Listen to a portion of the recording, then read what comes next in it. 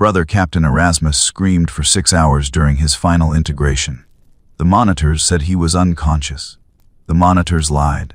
I know because I was there, standing 3 meters from the sarcophagus, watching the neurocatheter readouts spike into patterns that shouldn't exist in a sedated mind. Patterns that matched lucid terror, not anesthetic void.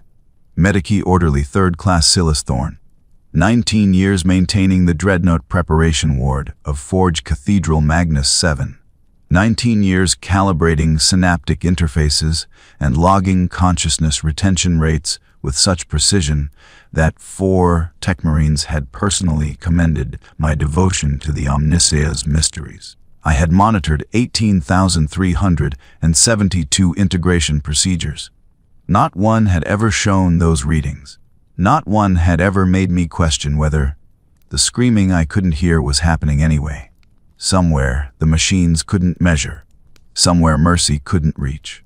When Techmarine Hadrick signed the approval certification, when he marked Brother Captain Erasmus as successfully integrated despite the data contradiction staring back from every display screen, when he told me to purge the anomalous readings from the permanent record, I told myself there must be protocols beyond my clearance. Sacred algorithms I wasn't trained to interpret. The Dreadnoughts were the Emperor's holy instruments of vengeance. The Techmarines were his anointed keepers of machine lore. My faith was absolute. My faith was absolute. If you're reading this, then you've found what I couldn't destroy, what I chose to preserve even knowing it would condemn me. My name is Silas Thorne. I served the Omnissiah and the Emperor for 19 years, 3 months, and 11 days. I believed every prayer I recited, every doctrine I upheld, every procedure I performed. I want you to understand that part first. I was complicit before I understood what I was complicit in. Is loyalty measured by obedience or truth? I thought I knew. The Dreadnoughts taught me I was wrong about everything. This is how I learned what we do to the dying when we save them. The preparation ward existed 17 levels below Magnus 7's primary Forge Cathedral, deep enough that the planet's rotation became theoretical. That day and night were measured only by shift bells and prayer cycles. I had requested this assignment fresh from my Medici certification, had competed against 47 other candidates for the honor of serving in the sacred work of Dreadnought apotheosis. Only 12 positions existed. I wept with gratitude when they selected me. The air in the ward was maintained at exactly 11 degrees Celsius, cold enough that my breath misted. During the long monitoring shifts, cold enough to slow bacterial growth around the surgical bays, cold enough that the servitors' exposed musculature didn't decay as quickly. The temperature never varied. The servitors checked it every 37 minutes. I checked their readings every shift. Precision was prayer. Consistency was devotion. My duties began each cycle at 17 minutes past the 5th hour, when the ward's vox grill chimed the opening of morning supplication.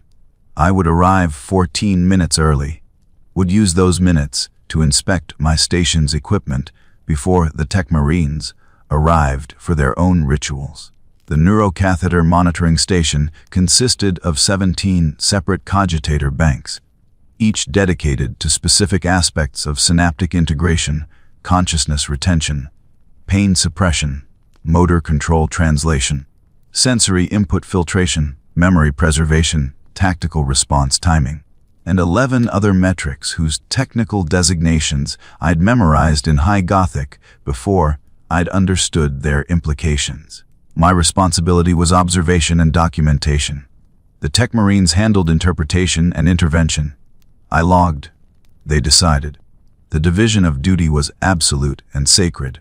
I would recite the litany of faithful observation while initializing each cogitator bank, would trace the sign of the Aquila over every activation rune, would speak the 17 names of the Omnissiah's aspects as 17 screens flickered to life with their endless streams of biometric data.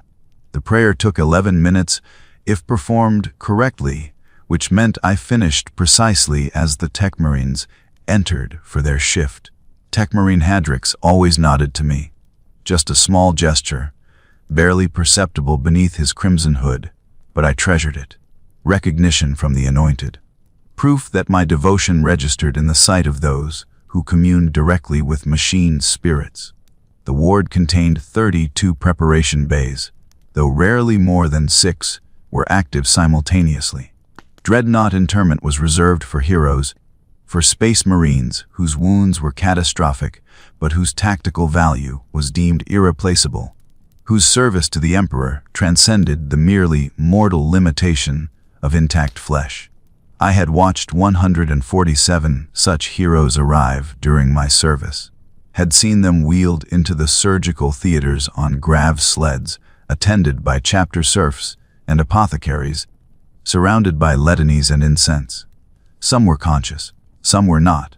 The conscious ones always looked peaceful, resolved, honored. The apothecaries told them they would serve the Emperor forever. The heroes believed them. I believed them. The procedure itself took between 7 and 13 hours, depending on the extent of augmentation required, the complexity of neural mapping, the condition of the remaining biological matter. I had read the procedural text 1,000 times, had committed every stage to memory. First came the extraction, the surgical removal of all non-essential tissue, the reduction of the hero to his core components: brain, brainstem, essential organs where necessary, critical nerve clusters. Then came the preservation, the integration of life support systems directly into cellular structures, the replacement of blood with sanctified unguents and machine fluids, the installation of neural interfaces at every major ganglion. Finally came the installation, the moment when what remained of the hero was sealed within the sarcophagus, when consciousness was channeled into the Dreadnought systems, when man and machine became one instrument of the Emperor's will. The texts called it apotheosis. The Techmarines called it sacred work. I called it the Emperor's mercy, because that's what I'd been taught, what I'd absorbed through 19 years of faithful service, what every prayer and doctrine and sermon had instilled in my understanding. These heroes were dying. We saved them. We gave them eternal service. We preserved their tactical genius and their loyalty and their purpose. We honored them. I believed that for 18,371 procedures, my daily routine was methodical, beautiful in its precision, meaningful in its contribution to something greater than myself.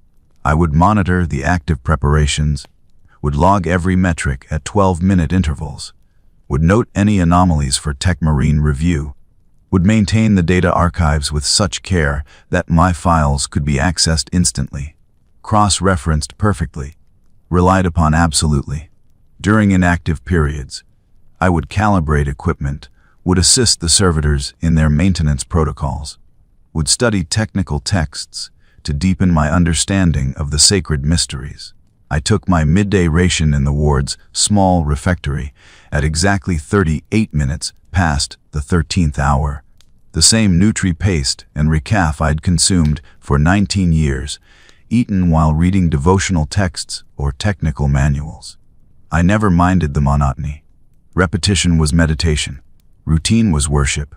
The ward's population consisted of myself, 4 other medici orderlies on rotating shifts, 11 Techmarines of varying ranks, 37 servitors handling physical labor and basic maintenance, and the candidates themselves when procedures were active.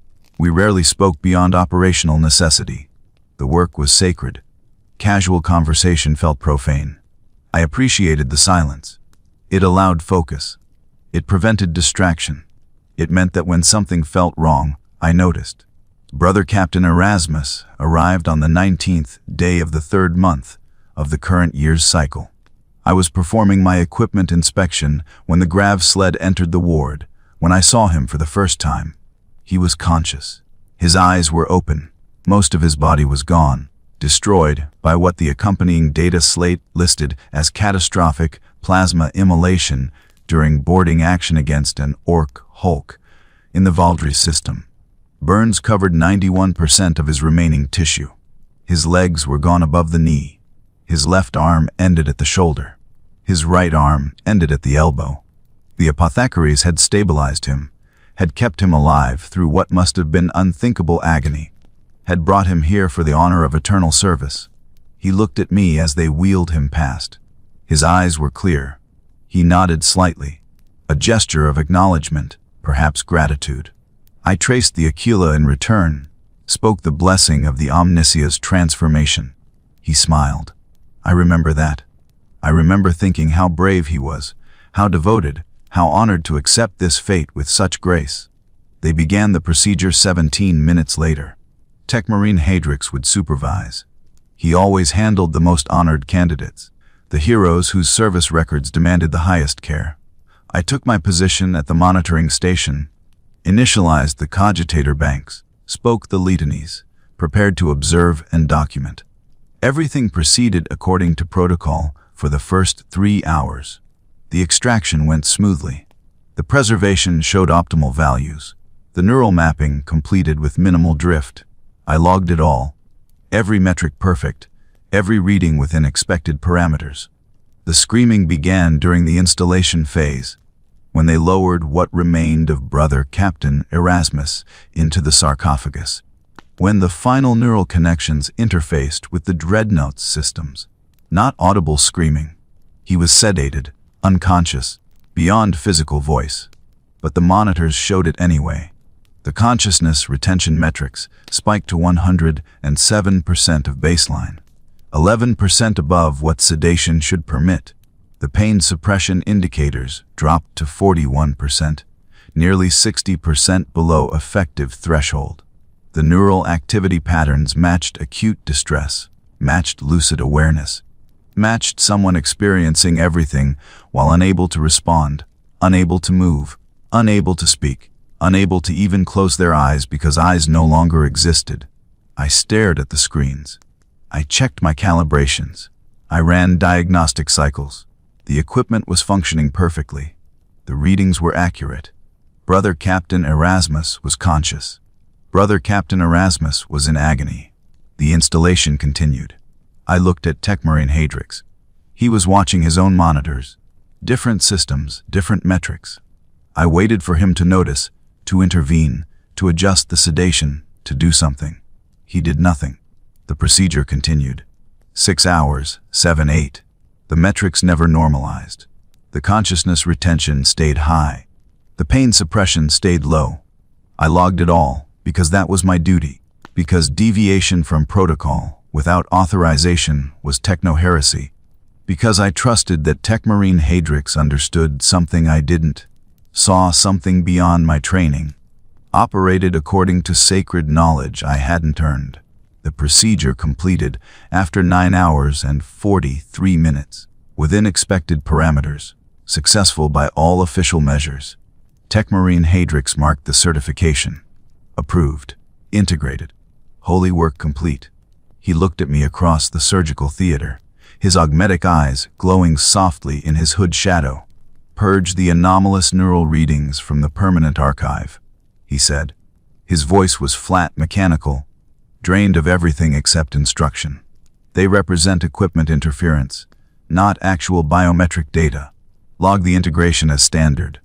I looked at my screens. The readings were still there. Still wrong. Still showing consciousness where sedation should have created void. Compliance, I said, because that was the only possible response. Because questioning a Techmarine was questioning the Omnissiah's chosen. Because my faith demanded obedience. I purged the readings. I logged the integration as standard. I filed the report with perfect precision. The next morning, I arrived 14 minutes early as always, performed my inspection as always, recited my prayers as always. Everything was the same. Everything was different. I couldn't stop thinking about those numbers, those patterns, that consciousness retention reading that meant Brother Captain Erasmus had been awake, aware, experiencing everything while they sealed him into eternal service. I told myself I'd misunderstood. I told myself the Techmarines knew better. I told myself this was the Emperor's mercy, the Omnissiah's gift, sacred work that transcended my limited comprehension. I told myself these things for 3 days.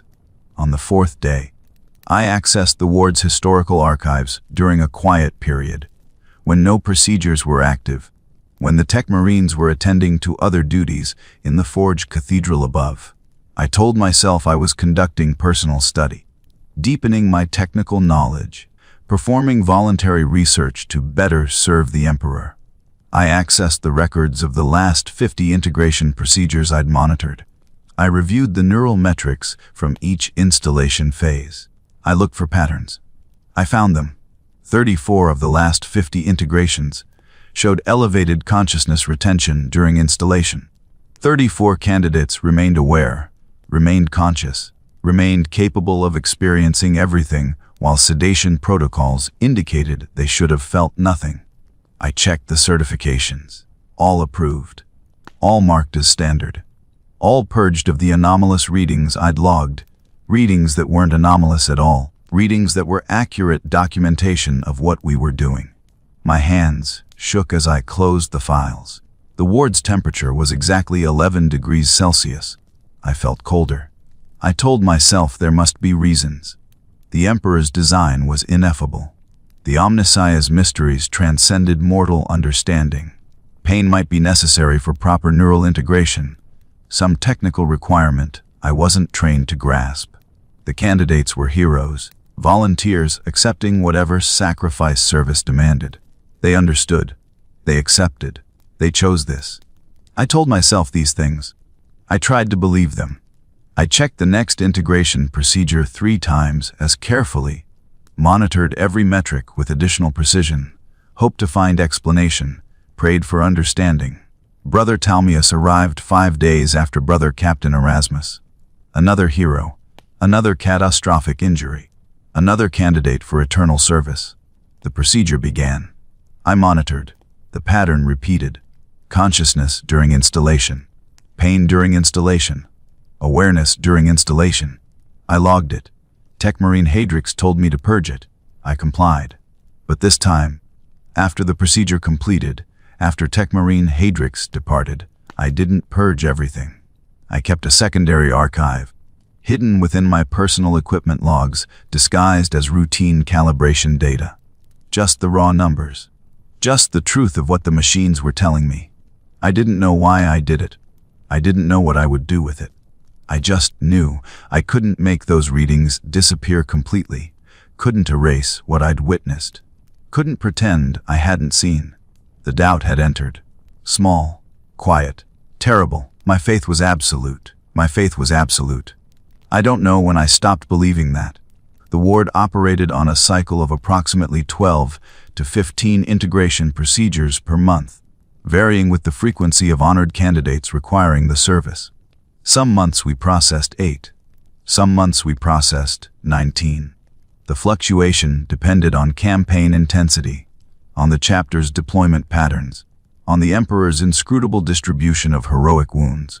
I had 19 years of data. I had logged every procedure. I knew the statistics perfectly.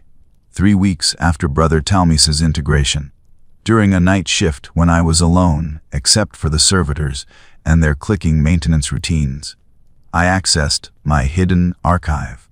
I expanded it.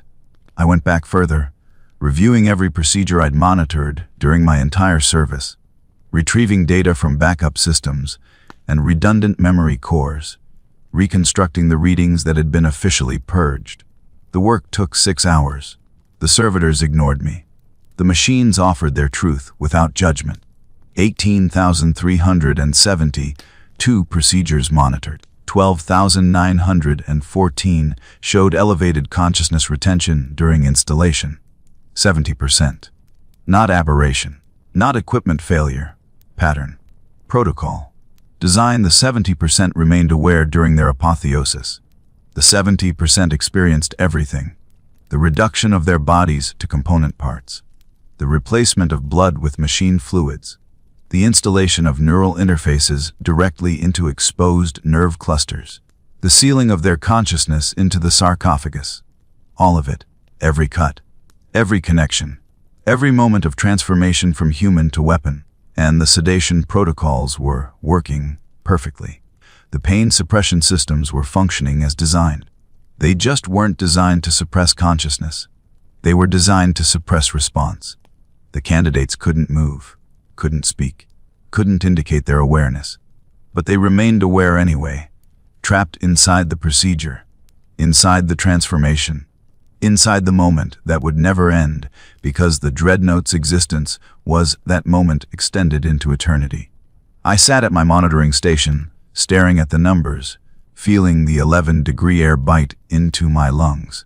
The ward was silent except for servitor clicking and machine humming. I had spent 19 years in this room. I had believed every prayer I'd spoken here. I had taken pride in this work, in my contribution to the Emperor's grand design, in my small part of giving heroes eternal service. 70%, 12,914.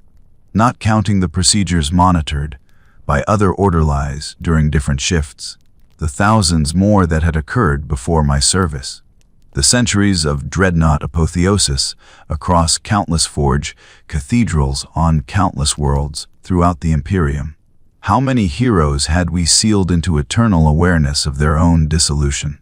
How many remained conscious inside their sarcophagi now, unable to sleep, unable to die? Unable to do anything except exist and fight and experience the grinding machinery of their own immortal imprisonment. I purged the data. I closed the files. I returned to my quarters and recited the evening prayers. The words felt hollow. I spoke them anyway. What else could I do? Who could I tell? What would I even say? That I discovered something the tech marines already knew. That I questioned protocols established by tech priests who'd studied for centuries. That my 19 years of faithful service somehow granted me wisdom to judge the Omnissiah's mysteries. I was a medica, orderly, third class. I logged data. That was my function. That was my purpose. I tried to believe that was enough. The next integration procedure occurred 4 days later. Brother Sarek, critically wounded during a Tyranid swarm engagement on Calidor IV. Both legs shattered beyond reconstruction. Spine severed. Internal organs crushed. The data slate accompanying him listed his tactical contributions: 347 confirmed kills, 17 commendations, 73 years of loyal service to the chapter. A hero by any measure, honored with eternal service. I monitored his integration. I watched the consciousness retention metrics spike during installation. I watched the pain suppression indicators fail to reach effective threshold. I logged it all. Tech Marine Hadrix reviewed my report after the procedure completed. He nodded. Purge the anomalous readings. Log is standard. I looked at him. Really looked at him for the first time in years, past the crimson robes and augmetic enhancements and sacred authority. His organic eye was bloodshot. His hand trembled slightly as he made the sign of the Aquila over the certification data slate. He was exhausted. He looked like he hadn't slept in decades. Is the integration truly successful if the candidate remains conscious during installation? I asked. The words came out before I could stop them, before faith could silence doubt, before obedience could override conscience. Tech Marine Hadrix went very still. The ward's machines hummed. The servitors clicked. The temperature held at exactly 11 degrees Celsius. Why do you ask this question, Orderly Thorn? His voice was careful, neutral, stripped of inflection. The neural readings suggest awareness. I've reviewed the patterns. The pain suppression achieves only 40 to 50% effectiveness during installation phase. The consciousness retention remains elevated throughout. If the sedation protocols are functioning correctly, these metrics indicate the candidate experiences the procedure. The sedation protocols are functioning correctly, Tech Marine Hadrix said. The readings represent neural activity, not conscious awareness. The distinction is technical. Technical how? Above your clearance, above your training, above your need to understand. He paused. His augmetic hand clicked softly as servos adjusted pressure. You are a skilled orderly, Silas. Your precision is exemplary. Your devotion has been noted. Do not waste it on questions that have no productive answers. I'm trying to understand the sacred mysteries, I said. speaking the words that might preserve me, that might frame my doubt as devotion rather than heresy. I wish to serve more effectively. You serve effectively by observing and documenting. That is your function. The Tech Marines interpret. The apothecaries decide. You log. This division of duty is sacred. Stepping beyond your assigned purpose is pride, orderly Thorn. Pride is the gateway to techno-heresy. He picked up the data slate, marked the certification with his biometric seal, handed it back to me, purged the anomalous readings, logged the integration as standard. Do not ask this question again. Compliance, I said. He left the ward. I stood at my monitoring station, holding the data slate, feeling the cold air settle into my bones. The servitors continued their maintenance routines. The machines hummed their endless hymns. I had been reprimanded. Gently, carefully, but reprimanded nonetheless. I should have felt ashamed. I should have recommitted myself to faith and obedience and proper function. I felt afraid. That night I couldn't sleep. I lay in my quarters, staring at the ceiling, reciting the litany of tranquility that usually brought peace. The words sounded different now. The Emperor protects, and his protection is sufficient. Did it protect the heroes sealed in sarcophagi? The Omnissiah grants understanding to the faithful. Why didn't I understand? Doubt is weakness. Certainty is strength. Was my certainty weakness disguised as strength? Had it always been? I rose before the shift bells, arrived at the ward 27 minutes early instead of 14. I needed to know. Not suspicion. Not doubt. Certainty. I accessed the Forge Cathedral's main Medicure database, pulled the physiological specifications for Space Marine neural architecture, compared them against the sedation protocols used during Dreadnought integration. The math was simple. The conclusion was unavoidable. The sedation dosages were calculated to suppress motor response and vocal capacity while maintaining sufficient neural activity for consciousness interface. They weren't designed to induce unconsciousness. They were designed to induce paralysis, conscious paralysis. The candidates remained aware because awareness was necessary for proper neural mapping, for the establishment of control pathways between biological brain and mechanical systems. You couldn't integrate consciousness into a machine if consciousness wasn't present during the integration. They had to be awake. The procedure required it. We paralyzed them so they couldn't resist. We connected their neurons to the Dreadnought systems while they experienced everything. And then we sealed them inside, locked them into an existence where the line between their biological awareness and the machine's perpetual operation dissolved into a single eternal moment of transformation that never finished, never resolved, never granted the mercy of unconsciousness or death. I sat at my desk, hands flat on the cold metal surface, breathing the 11-degree air, feeling my faith crack like ice under pressure. Not shatter. Not yet. Crack. This couldn't be intentional cruelty. There must be technical necessity. The Emperor's design was beyond my comprehension. The Omnissiah's mysteries transcended mortal judgment. I was interpreting limited data with limited understanding. I was wrong. I had to be wrong. I wanted to be wrong. The shift bells rang. The Tech Marines entered. I performed my duties. I monitored. I logged. I obeyed. But I couldn't stop thinking about Brother Captain Erasmus, sealed in his sarcophagus somewhere in the Forge Cathedral above, aware inside the machine, unable to sleep, unable to die, unable to do anything except exist and fight, and remember what it felt like to have a body, to have sensation that wasn't translated through targeting cogitators and threat assessment systems. How long did it take for someone to go mad under those conditions? How long before the human consciousness fractured under the weight of eternal awareness inside a war machine? The texts said Dreadnoughts could serve for millennia. Millennia of consciousness without rest, without sleep, without any sensation except combat and the grinding mechanical persistence of their own existence. The texts also said Dreadnoughts were kept in suspended animation between deployments, woken only when the chapter required their tactical expertise. Mercy, the texts called it. preservation of their sanity. But if the consciousness was already integrated into the machine's systems, if awareness was the foundation of their function, could suspension truly grant unconsciousness? Or was it just another form of paralysis, another layer of imprisonment? Awareness without even the context of combat to distract from the horror of existence. I logged these questions in my hidden archive. I couldn't speak them aloud. I couldn't share them with anyone who might answer. I could only accumulate data and hope the data would prove me wrong. 3 days later, during a routine maintenance cycle, I was assigned to assist Servitor Tech Secundus with physical inspection of the sarcophagi storage crypts. Standard procedure performed monthly, checking seals and life support integrity, and machine spirit appeasement rituals.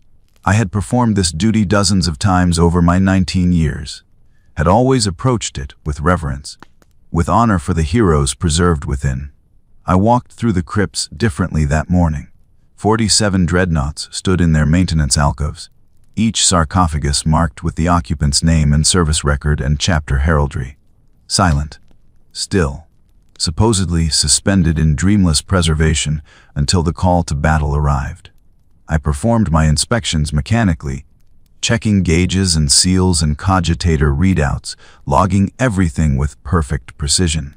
But I was also watching the biomonitors, the neural activity indicators that measured consciousness persistence.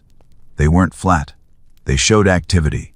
Low level, constrained, but present. Neural patterns consistent with awareness. The suspension wasn't unconsciousness.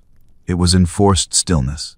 They were awake inside the machines, inside the darkness, inside the absolute sensory void of a sarcophagus with no external inputs, no stimulation, no relief, just existence, just awareness of existence. Forever, I stood in front of Brother Captain Erasmus's alcove. His dreadnought was newly installed, the paint still sharp, the oath papers still fresh on the sarcophagus housing. I checked his biomonitors. Neural activity elevated slightly above baseline. Consciousness persistence at 93%. He was in there, aware, alone, unable to move because the dreadnought wasn't activated, unable to speak because no Vox systems were engaged, unable to do anything except exist in the void and wait for war to give his existence context. "How long have you been awake?" I whispered. The words felt like heresy. Servitor Tech Secundus didn't notice, too focused on his own inspection protocols. The biomonitor didn't answer. The numbers just displayed their truth. Consciousness persistence, 93%. He'd been awake for 18 days. Trapped inside the transformation that never ended. I completed the inspection. I filed my report. I returned to my station. I couldn't eat my midday ration. I tried to recite the litany of faithful service. The words died in my mouth. That night I accessed every historical document I could find regarding Dreadnought apotheosis, digging through the Forge Cathedral's archives, pulling texts that dated back 6 centuries, reading accounts from other worlds, other chapters, other Forge Cathedrals. The procedures were identical, the protocols universal. 12,000 years of Dreadnought service across the Imperium, all following the same pattern, all using the same techniques, all requiring consciousness during integration because integration couldn't function without it. And in every text, the same language. Eternal service, the Emperor's mercy, apotheosis, sacred transformation, never imprisonment, never torment, never. We seal the dying into machines while they're conscious and trap them there forever because tactical value outweighs humanitarian consideration. The texts praised the Dreadnought's devotion. They spoke of heroes who willingly accepted eternal service. They described the honor of continuing to fight for the Emperor beyond mortal limitation. But none of them mentioned what it felt like. None of them discussed the subjective experience of consciousness sealed in a machine. None of them asked whether the heroes understood what they were accepting when they nodded their consent, whether they knew they'd remain aware through the procedure, whether they comprehended that eternal service meant eternal wakefulness in a body that wasn't a body anymore. I found one account, buried in a footnote of a technical manual dated 3 centuries prior, written by an apothecary whose name had been redacted. He described a dreadnought who had served for 460 years before suffering catastrophic systems failure during a chaos incursion on Vornak Prime. The sarcophagus was recovered. The apothecary attempted to interface directly with the pilot's consciousness before life support failed completely. The pilot had 2 words left, transmitted through degrading neural links. Thank you. Thank you for the system's failure. Thank you for the death. Thank you for the release. The apothecary's commentary noted this as evidence of corruption. Possible chaos influence degrading the pilot's faithful devotion. Recommended all recovered dreadnoughts be subjected to additional sanctification rituals to prevent similar corruption. Nobody questioned whether those 2 words represented something else. Nobody asked whether 460 years of conscious existence inside a machine might produce genuine gratitude for death. Nobody considered that possibility at all. I closed the archive. I sat in the darkness of my quarters. The Forge Cathedral's evening prayers echoed through the Vox system. 10,000 voices reciting the litany of the Emperor's eternal vigilance. I had recited those words for 19 years. They meant something different now. The Emperor protects through his servants' sacrifice. What sacrifice? Death was supposed to be the ultimate sacrifice. But we didn't let them die. We trapped them in something worse than death. Something that looked like salvation. Something we called mercy. Eternal vigilance, eternal service, eternal devotion, eternal consciousness, eternal awareness, eternal imprisonment in the machinery of war. Blessed are those who serve beyond the mortal span. Were they blessed, or were they the damned? I tried to pray. I couldn't. The prayers required faith. Faith required certainty. Certainty required not knowing what I now knew, what I couldn't unknow. What the data demonstrated with perfect precision. We tortured heroes in the name of saving them. We called it holy work. We built an entire system of ritual and reverence and sacred mystery around the practice of sealing consciousness into machines, while the consciousness remained aware enough to experience every moment of its own reduction to component parts. And we did it because the Imperium needed warriors, needed tactical expertise, needed weapons that could fight for centuries, and the cost of creating those weapons didn't matter as long as the weapons functioned. Efficiency, necessity, the greater good, the survival of humanity against the eternal darkness. These justified everything. These made the horror acceptable. These transformed torture into sacrament. I understood now why Techmarine Hadrix looked so exhausted. Why his hand shook when he signed certifications. Why he'd told me not to ask questions that had no productive answers. He knew. All the Techmarines knew. All the apothecaries knew. They performed the procedures anyway, because someone had to. Because the alternative was letting the heroes die. Because the chapters needed dreadnoughts. Because tactical necessity outweighed individual suffering. They chose the smaller horror. They bore the burden of knowing. And they never told the candidates the truth before sealing them inside. 3 more integration procedures occurred over the next 2 weeks. I monitored them all. I logged the consciousness retention spikes. I watched the pain suppression failures. I purged the official records as instructed. I maintained my hidden archive. I performed my duties with perfect precision. Nobody noticed my crisis. Nobody saw my faith crumbling.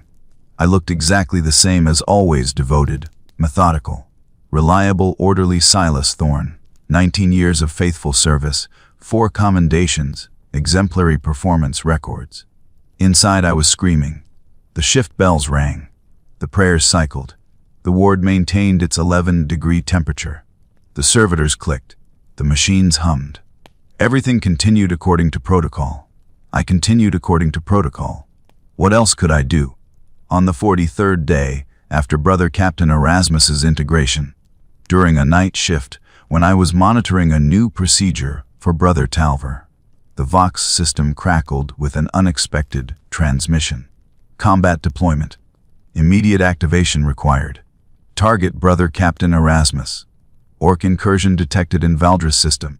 Same sector where he'd been wounded 3 months prior.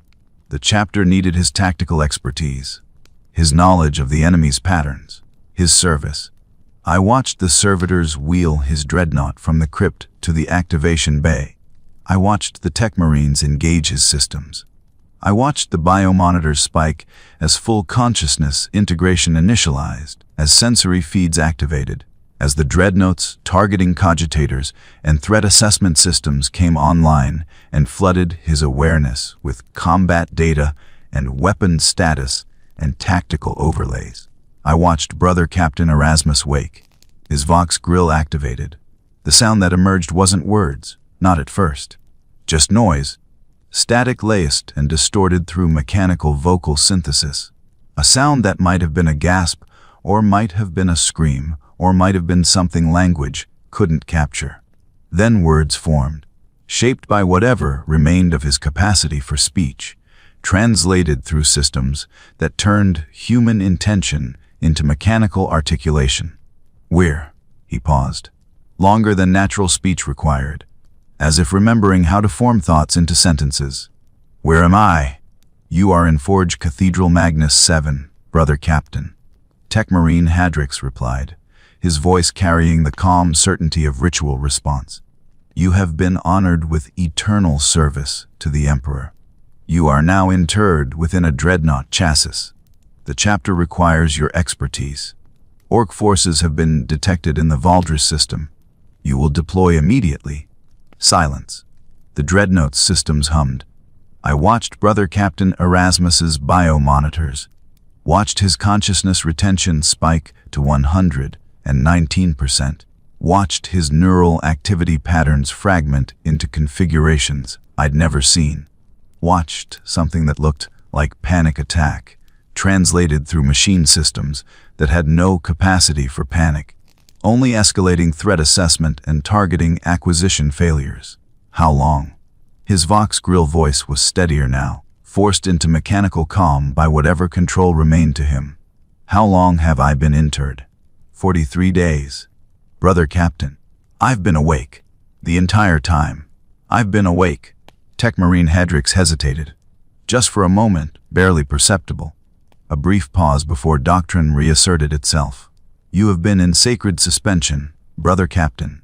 The Emperor's mercy has preserved you until your service was required. I was awake. Brother Captain Erasmus's voice carried no inflection through the Vox grill, but his biomonitors told the truth his mechanical vocal systems couldn't express. Elevated stress markers, fragmented neural patterns, consciousness trying to process 43 days of sensory void, 43 days of awareness without input, 43 days of existence with no reference point except the knowledge that existence continued. I couldn't sleep. I tried. I couldn't. There was nothing. Just darkness and the sound of my own thoughts, and I couldn't move, couldn't speak, couldn't do anything except think, and the thoughts wouldn't stop, and I couldn't make them stop, and I was awake the entire time. The suspension protocol is designed to preserve consciousness for optimal combat readiness, Tech Marine Hadrix said. His voice remained steady, professional, drained of reaction. Your tactical awareness has been maintained. You will deploy to the Valdris system within the hour. The Emperor requires your service. How long will I serve? The question hung in the ward's cold air. I watched Tech Marine Hadrix's augmetic hand twitch slightly, servos adjusting pressure. As long as the Emperor requires, Brother Captain. Your service is eternal. Eternal. Brother Captain Erasmus's Dreadnought chassis shifted slightly, stabilizer servos compensating for imbalance. I'll be awake forever. I'll never sleep again. I'll exist like this, in this machine, conscious through every moment, through suspension and deployment and maintenance, and I'll never die, never rest, never stop being aware that I'm trapped inside this metal shell for millennia. You are not trapped, Brother Captain. You are honored. You are preserved. You continue to serve the Emperor in the most sacred capacity possible. I didn't know. The Vox grill produced sounds almost like laughter mechanical and broken. When I agreed to this, when I nodded my consent on the grav sled, I thought I would die. I thought this was death with purpose. I thought my consciousness would end and the machine would continue, carrying my legacy, my tactical knowledge encoded in its systems like memory in a cogitator. I didn't know I'd still be here, still thinking, still aware, still experiencing everything. You are a hero of the chapter, Brother Captain. Your sacrifice is noted. Your devotion inspires all who serve. The Emperor protects. The Emperor protects. Brother Captain Erasmus repeated. His Vox grill went silent. His biomonitors showed neural patterns settling into something approximating acceptance, or perhaps just exhaustion, the resignation of consciousness confronting an existence it couldn't escape. When do I deploy? 37 minutes. The strike cruiser is preparing for warp translation. Then I will be ready. The Tech Marines completed the activation protocols. The servitors loaded ammunition feeds and sanctified the weapons systems. Brother Captain Erasmus stood in the activation bay, a walking tomb, a sealed sarcophagus housing awareness that would persist through centuries of war, with no release except the catastrophic system's failure that would finally grant death. I watched him leave the ward, escorted by chapter serfs and ritual attendants, bound for the strike cruiser and the war beyond. I watched the biomonitor data until he passed beyond range. Consciousness persistence 112%. Neural stress patterns elevated but stabilizing. He was adapting. Already, the human mind's capacity for adaptation was extraordinary. He would learn to function in his new existence. He would serve. He would fight. He would continue. And he would be awake through all of it. Techmarin Hadrix returned to his station. I returned to mine. The procedure for Brother Talver continued. Integration proceeded normally. Consciousness retention elevated during installation phase. Pain suppression failed to reach effective threshold. I logged it all. Techmarine Hadrix reviewed it and told me to purge the anomalous readings. I complied. But I couldn't stop hearing Brother Captain Erasmus's voice. I didn't know. 3 words that contained everything. He didn't know. None of them knew. They agreed to eternal service, believing it meant death with honor, legacy preserved in metal and machine. Consciousness ended while purpose continued. They didn't know the consciousness persisted. They didn't know the awareness remained. They didn't know that eternal service meant eternal wakefulness in a prison that looked like salvation. We didn't tell them. The apothecaries offered the choice with careful words. You can continue to serve the Emperor. You can be preserved. Your tactical expertise will not be lost. True statements. Incomplete statements. Statements designed to elicit consent without revealing the cost of that consent. They agreed because they were dying, because they were devoted, because they were heroes who couldn't imagine refusing service. They agreed because they trusted us. They agreed because they believed the Emperor's mercy would protect them. And we sealed them into machines while they were conscious, while they experienced everything, while they understood exactly what was happening, but couldn't resist because we'd paralyzed them first. We called it apotheosis. We called it sacred transformation. We surrounded it with ritual and reverence and high Gothic liturgy that made horror sound holy. We tortured them. We imprisoned them. We did it deliberately, systematically, for 12,000 years across countless worlds, and we called it the Emperor's mercy. I filed my shift report at the end of the cycle. I returned to my quarters. I didn't recite the evening prayers. I couldn't. The words required faith I no longer possessed. I lay in my cot, staring at the ceiling, feeling the truth settle into my bones like the ward's 11-degree cold. This wasn't corruption of imperial ideals. This wasn't aberration or failure, or the result of fallen individuals perverting sacred work. This was the system functioning exactly as designed. The Imperium needed Dreadnoughts. The creation process required conscious integration. Therefore, heroes would be sealed into machines while aware. The necessity justified the method. The tactical value outweighed the humanitarian cost.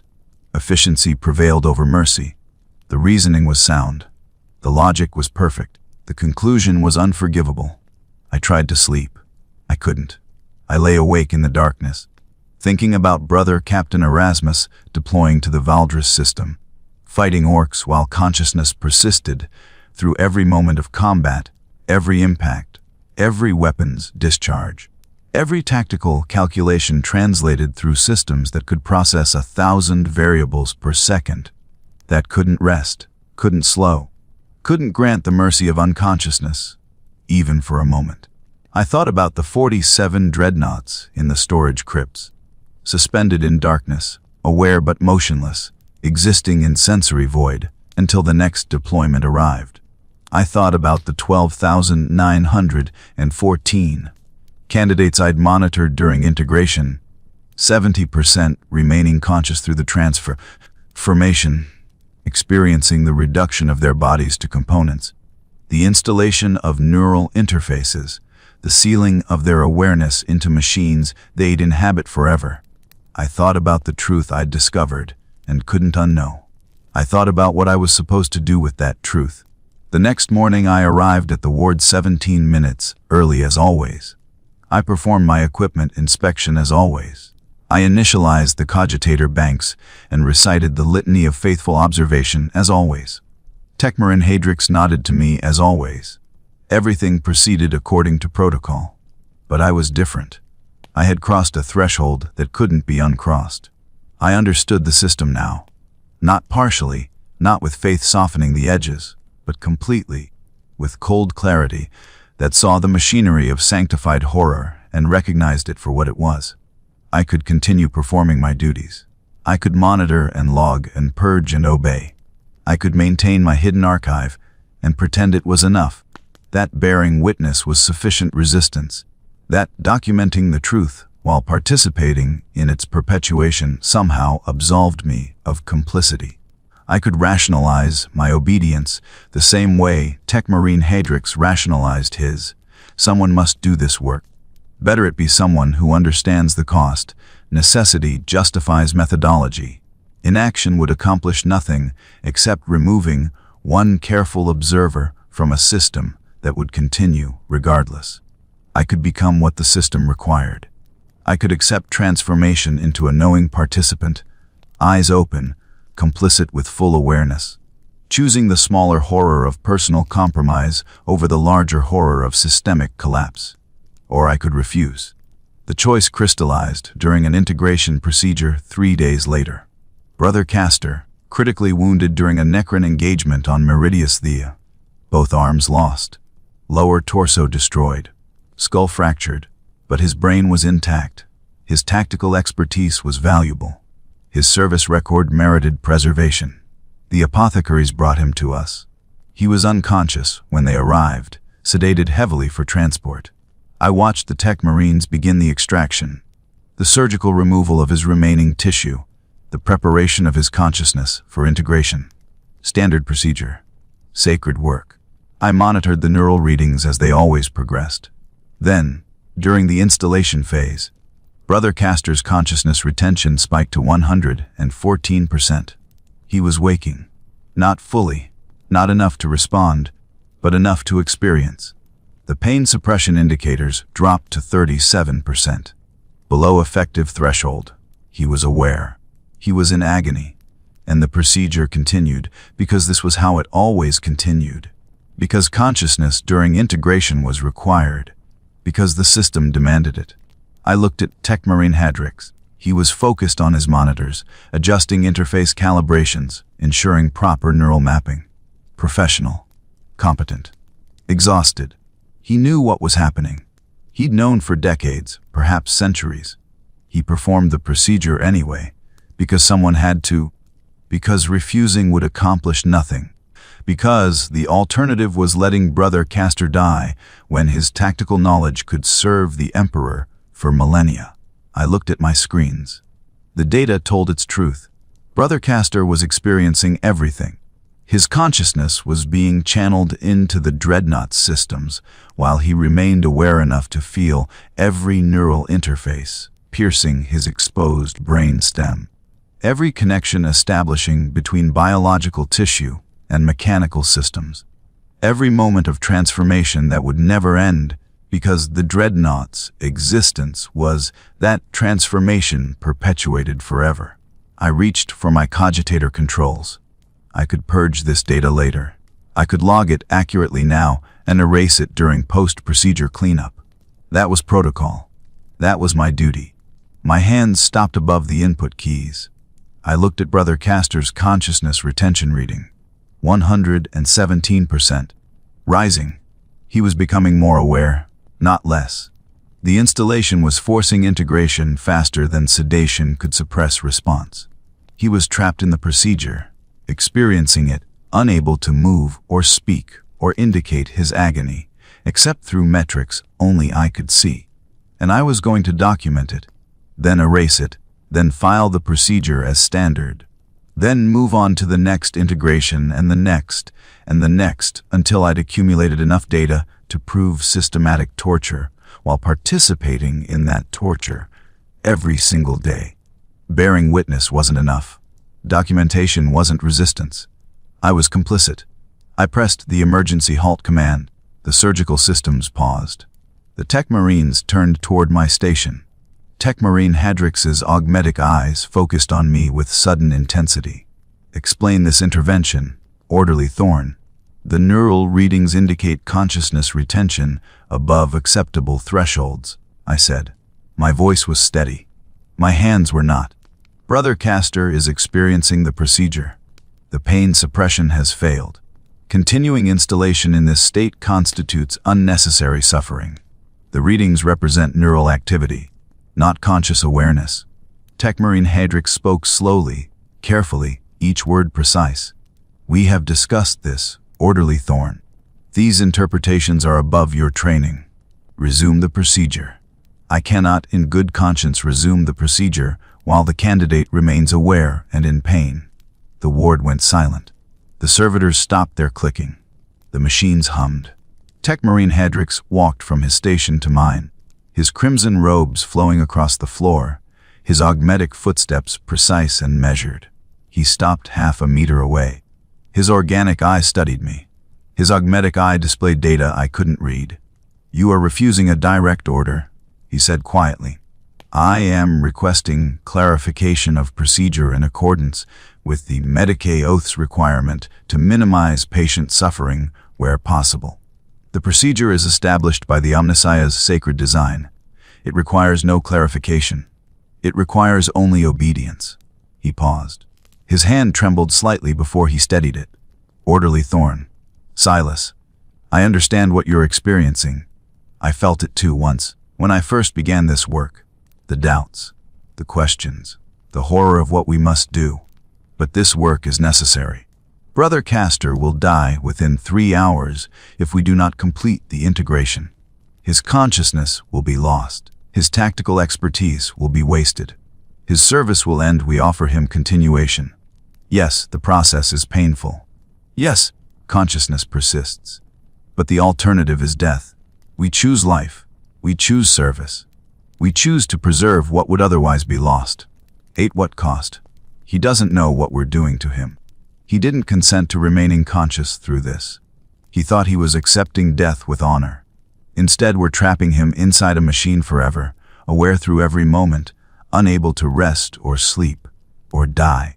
And we're not telling him the truth before we do it. If we told him the truth, he would refuse.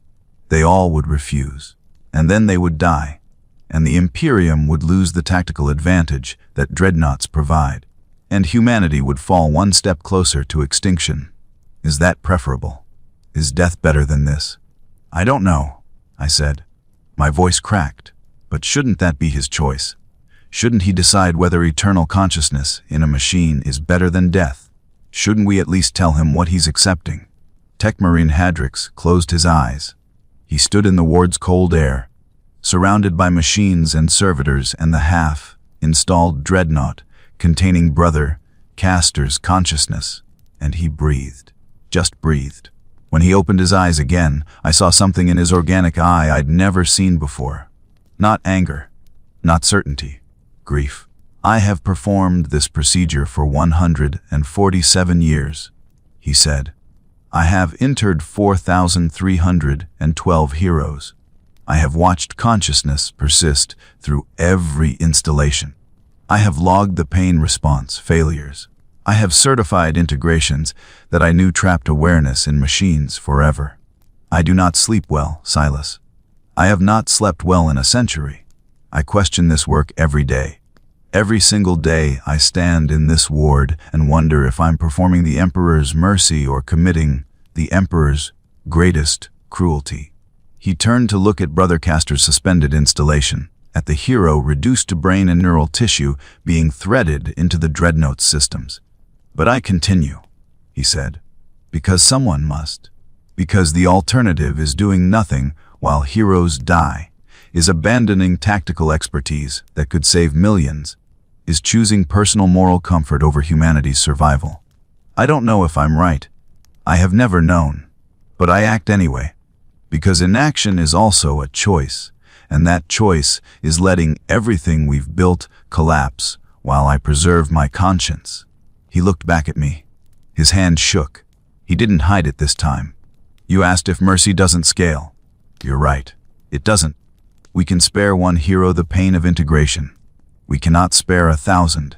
We cannot preserve the Imperium's defense while allowing conscience to override necessity.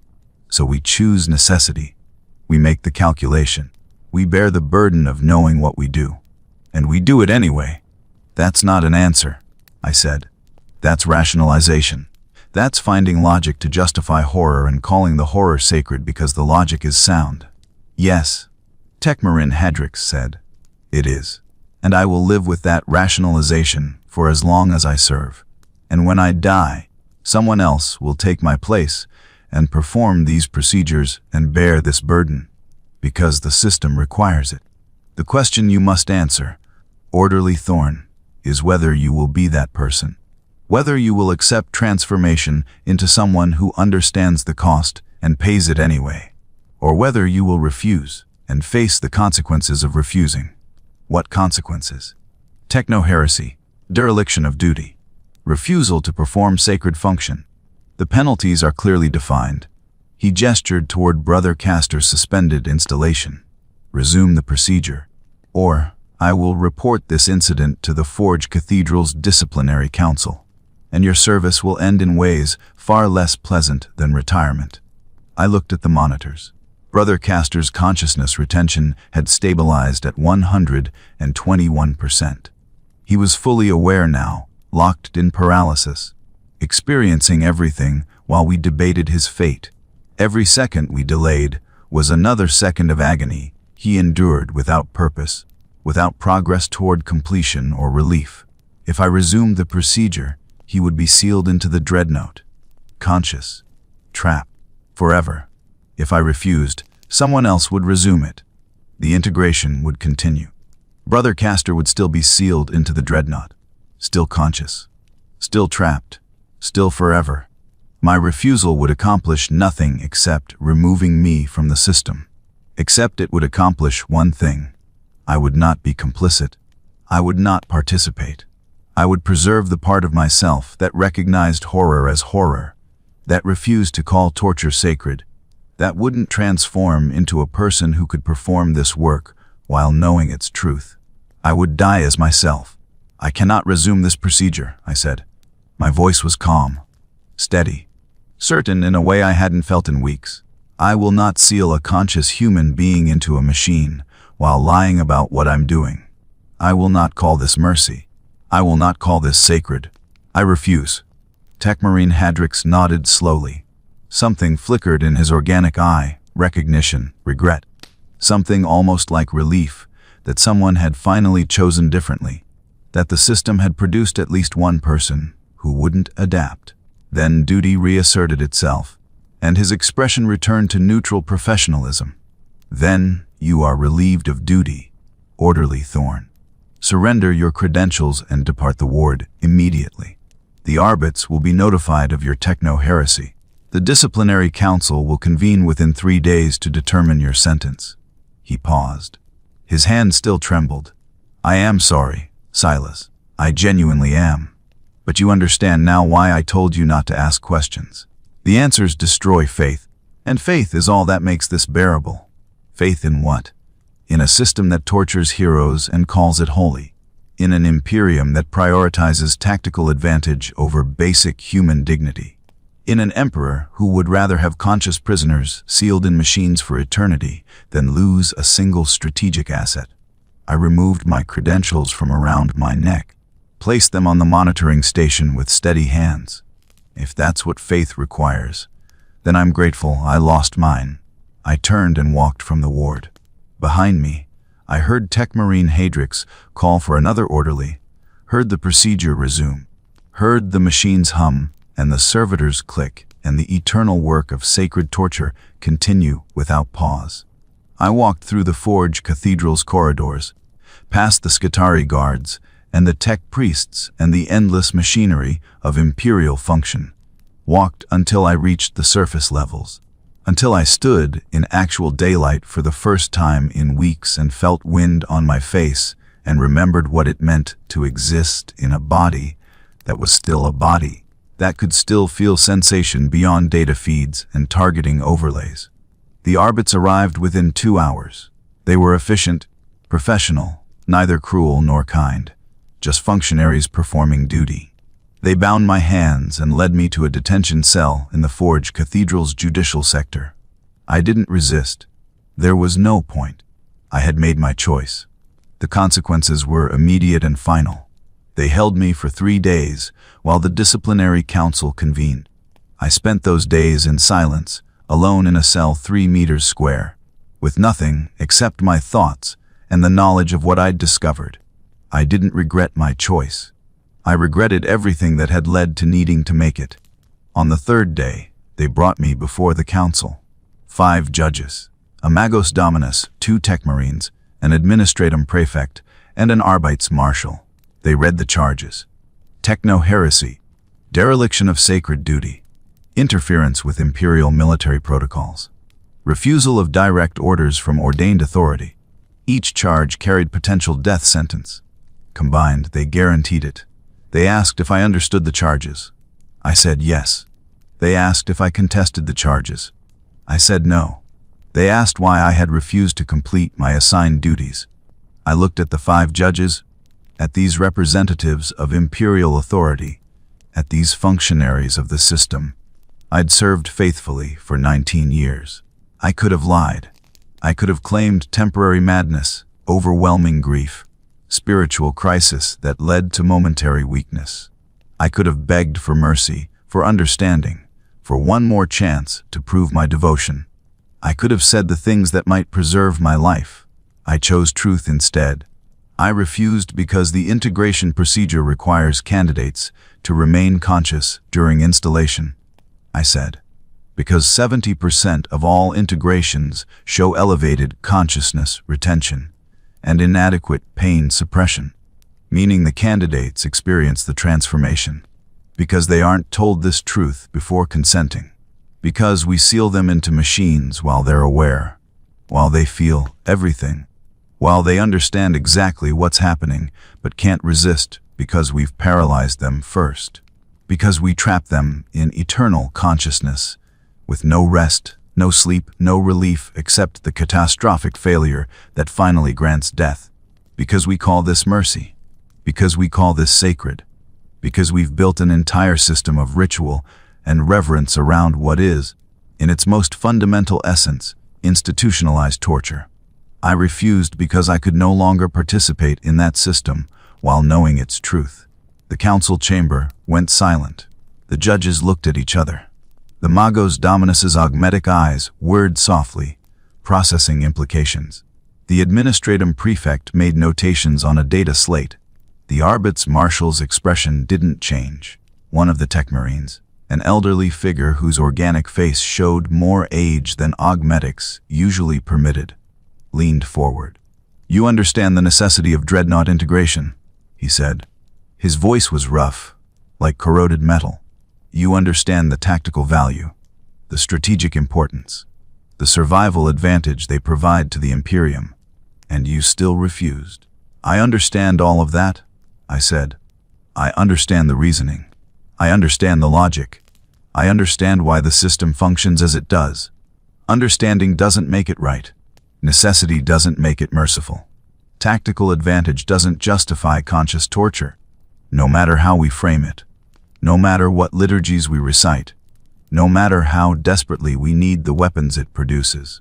Then you condemn the Imperium's defensive capacity for the sake of your personal, moral comfort. I condemn a system that makes torture sacred. That's not the same thing. It is exactly the same thing, the Magos Dominus said. His voice was purely synthetic, emotion stripped away by centuries of augmentation. The Imperium survives through calculations, resource allocation, strategic determination of acceptable costs. Individual suffering, when weighed against collective survival, becomes not merely acceptable, but necessary. You privilege personal conscience over mathematical reality. That is weakness. That is heresy. That is choosing individual moral preservation over species continuation. If species continuation requires we abandon every principle that makes us worth preserving, then maybe we're already lost. You speak like someone who has never witnessed chaos corruption, the Arbit's Marshal said, like someone who hasn't seen what happens to human worlds when defensive assets fail, when tactical advantages collapse, when the Imperium loses ground because individuals prioritized mercy over necessity. I have watched 17 worlds burn, orderly thorn. 17 worlds where billions died because we didn't have enough weapons, enough warriors, enough dreadnoughts to hold the line. You ask what cost is too high. Try explaining to the last survivors of a planetary extermination that we could have saved them, but we chose not to create the weapons that would have made salvation possible, because those weapons required suffering we deemed unacceptable. Try making that choice and living with it. I'm not asking you to stop creating dreadnoughts, I said. I'm asking you to tell the candidates the truth. Let them make informed choices. Let them understand what eternal service actually means before they consent to it. Give them the dignity of knowing what they're accepting. If we tell them the truth, they'll refuse. The administratum prefect said, integration rates would drop to perhaps 10% of current levels. Strategic asset availability would collapse. Defensive capacity would be critically compromised. Millions would die. The solution you propose is functionally identical to abandoning Dreadnought integration entirely. Then we abandon it. We find other ways to preserve tactical expertise. We accept the limitations of mortality rather than transforming heroes into prisoners. We choose to be human instead of optimally efficient. Humanity is a luxury purchased with efficiency, the Magos Dominus said. Your idealism is beautiful and useless. We dismiss it with the rest of your argument. The elderly tech marine who had spoken earlier raised his hand. The other judges fell silent. He studied me with eyes that looked exhausted, that carried the same grief I'd seen in tech marine Hadrix, the same burden of knowledge maintained across decades of sacred work. I have performed integration procedures for 96 years, he said. I have interred 2,733 heroes. I understand exactly what you've discovered, Orderly Thorn. I understand what you feel. I felt it once. Every tech marine who works in the preparation wards feels it eventually. The horror of what we do. The realization of what the system demands. The crushing weight of participating in suffering we cannot prevent, cannot change, cannot escape except through refusal that accomplishes nothing. He paused. His organic hand, withered and aged, trembled slightly on the judgment bench. Most adapt, he continued. They rationalize. They find ways to make it bearable. They focus on tactical necessity, on species survival, on the mathematics that justify every horror. They transform into people who can perform this work without breaking. You did not adapt. You refused. And now you face the consequence of refusing, which is death. Do you understand? This is the inevitable result of your choice. I understand, I said. And you accept it? I accept it. He nodded slowly. Something in his expression shifted, softened. showed brief recognition of someone who had chosen differently, who had preserved conscience instead of function. Then his face returned to judicial neutrality. "The council finds the defendant guilty of all charges," he said. "The sentence is death by execution, to be carried out within 24 hours. The Emperor's justice is absolute. This council is dismissed." They led me back to the detention cell. I sat in the 3-meter square space and waited for death to arrive. I felt calm, more calm than I'd felt in weeks, since the first crack appeared in my faith, since doubt entered and corroded certainty.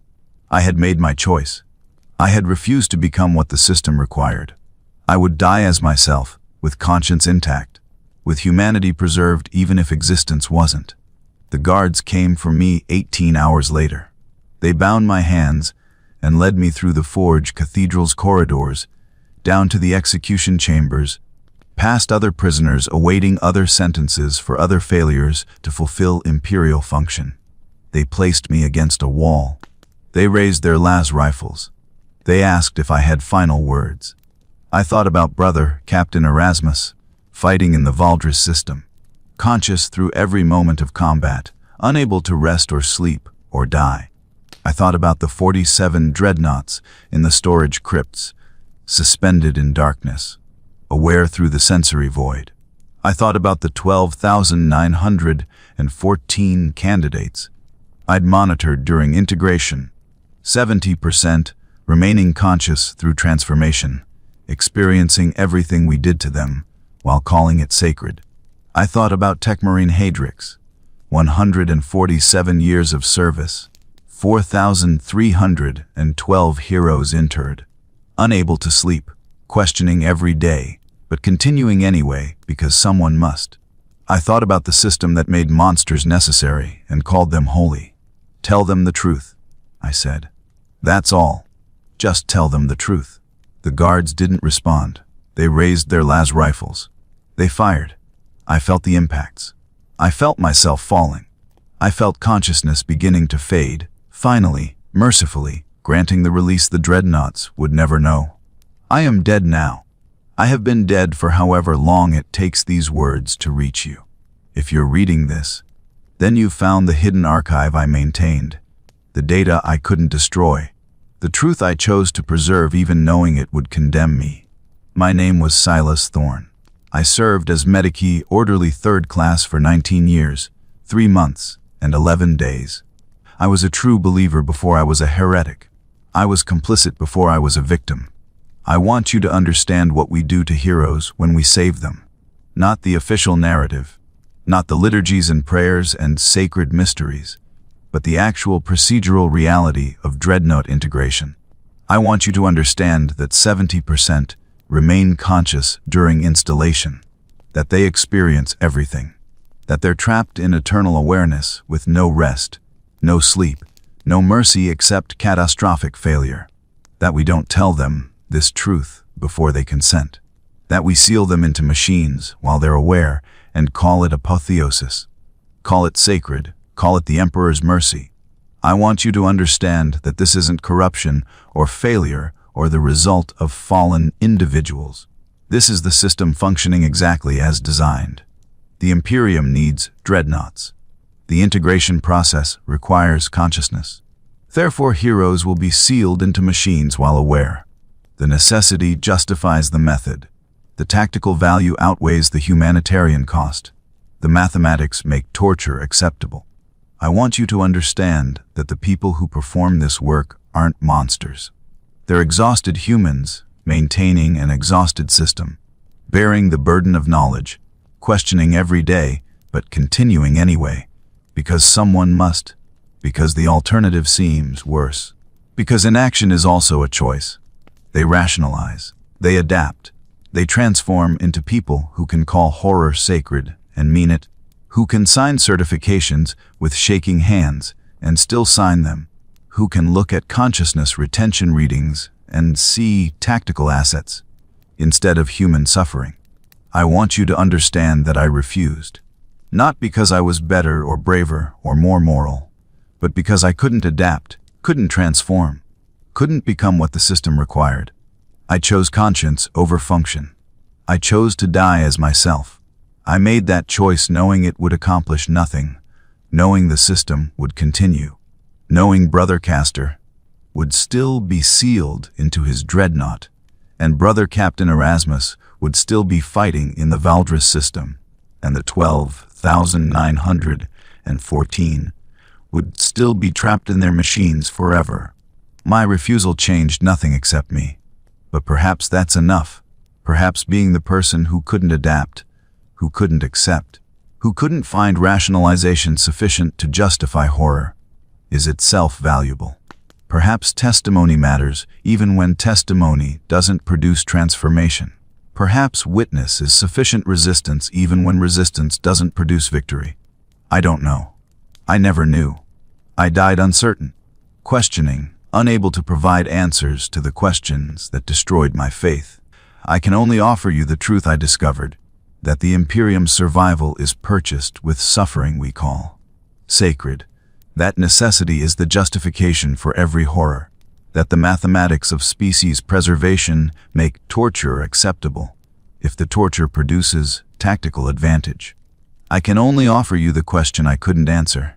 What cost is too high? At what point does survival become indistinguishable from the extinction we're fighting to prevent?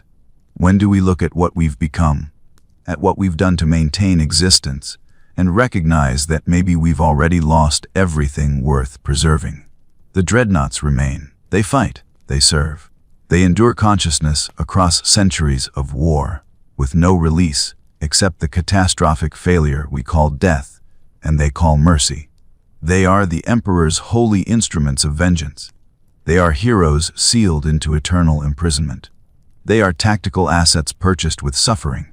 They are all of these things simultaneously, and the contradiction doesn't matter, because necessity outweighs conscience, because survival justifies methodology, because the Imperium requires weapons, and the cost of creating those weapons is acceptable, as long as we call the cost sacred. Is loyalty measured by obedience or truth? I thought obedience. I learned truth. I died because truth and obedience demanded different choices, and I chose truth. I don't know if I was right. I died uncertain, but I died human. If you're reading this, you now carry the knowledge I couldn't destroy. You know what we do to heroes when we save them. You know the truth behind the liturgies. You know the cost of every dreadnought that fights in the Emperor's name. What you do with that knowledge is your choice. You can rationalize it. You can accept it. You can transform into someone who understands the cost and pays it anyway, who bears the burden of knowing while performing the work anyway, who chooses necessity over conscience because someone must and better it be someone who understands. Or you can refuse. You can choose differently. You can preserve conscience even when preservation accomplishes nothing except dying as yourself. Either way, you'll pay the cost. Either way, the system continues. Either way, the Dreadnoughts fight on, conscious through every moment. Trapped in machines we call sacred, serving the Emperors will across centuries of war, with no rest, no sleep, no mercy except the failure that finally grants release. Either way, the horror endures. But at least now you know it's there. My name was Silas Thorne. I served faithfully for 19 years. I believed every prayer. I recited until I learned what the prayers meant. I was complicit before I understood what I was complicit in. I died rather than continue being complicit with understanding. Tell them the truth. That's all. Just tell them the truth. The Emperor protects. But sometimes his protection is indistinguishable from his cruelty. And sometimes the only choice left is which form of damnation. You'll accept the damnation of participation or the damnation of refusal. I chose refusal. I am dead now. I have been dead since the moment I stopped believing torture could be sacred. But I died as myself, with conscience intact, with humanity preserved even when existence wasn't. That will have to be enough. It's all I have left to offer. The Emperor protects. But mercy doesn't scale, and the cost of survival is everything we claim makes survival worthwhile. Remember that when you make your choice. Remember the Dreadnoughts. Remember what we do to save them. Remember what we call it. And decide whether you can live with being the person who understands and continues anyway, or whether you'll die as something else. I made my choice. I refused. I died with my conscience intact, with my humanity preserved, with the certainty that I would not participate in horror, no matter how necessary the horror claimed to be. I died believing that some costs are too high, that some survival isn't worth its price, that being human means more than simply continuing to exist. I died believing I was right, but Brother Captain Erasmus still fights in the Valdris system, conscious through every moment, unable to rest. The 47 Dreadnoughts still stand in their crypts, aware in the darkness, waiting for war to give their existence meaning. The 12,914 candidates I monitored still serve in their sarcophagi across the Imperium. Trapped in machines they'll inhabit for millennia, experiencing existence without end. My refusal saved none of them. My death changed nothing. The system continues. The integration procedures continue. The Techmariads continue their sacred work with shaking hands and exhausted eyes. The heroes continue to accept eternal service, believing it means death with honor, never knowing the truth until consciousness persists through transformation and they understand, too late, what they've become. Was I right to refuse? I believed so when the last round struck. I believe so still, in whatever remains of consciousness after death, if anything remains at all. I preserved my humanity by refusing to participate in its systematic destruction. That has to mean something. That has to be worth the cost I paid. But the Dreadnoughts remain. They fight. They serve. They endure. And the Imperium survives another day because of their service, because of the tactical advantage they provide, because someone was willing to seal consciousness into machines and call it mercy. Perhaps both truths exist simultaneously. Perhaps I was right to refuse, and the system is right to continue. Perhaps conscience and necessity occupy different moral universes that never intersect, never resolve, never produce answers that satisfy both demands. Perhaps the only certainty is that someone must choose, and every choice is damnation. I chose mine. I died rather than continue. I died believing some lines shouldn't be crossed, no matter what survival demands. I died human. Whether that was wisdom or cowardice, righteousness or waste, I will never know. But I know this: when they sealed Brother Captain Erasmus into his sarcophagus, when his consciousness remained aware through 43 days of sensory void, when he woke and realized he would never sleep again, never rest again, never die again, until catastrophic failure finally granted mercy, he said 4 words that I cannot forget, that echo through whatever remains of my awareness now. I didn't know. He didn't know. None of them know. We don't tell them. We call it sacred and seal them into eternity, and never give them the choice we took from them. That is the truth I died preserving.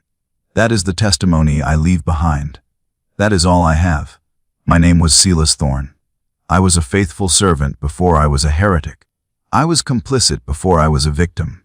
I believed in the Emperor's mercy until I learned what mercy meant. I died for refusing to call torture sacred. I would make the same choice again.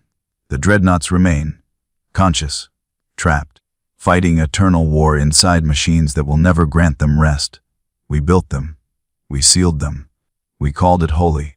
And we will continue building them tomorrow, because necessity demands it, because survival requires it, because someone must be willing to bear the burden of what survival costs. Just not me. Not anymore. I am dead now. I have been dead since the moment faith crumbled and truth remained. I died refusing. I died human.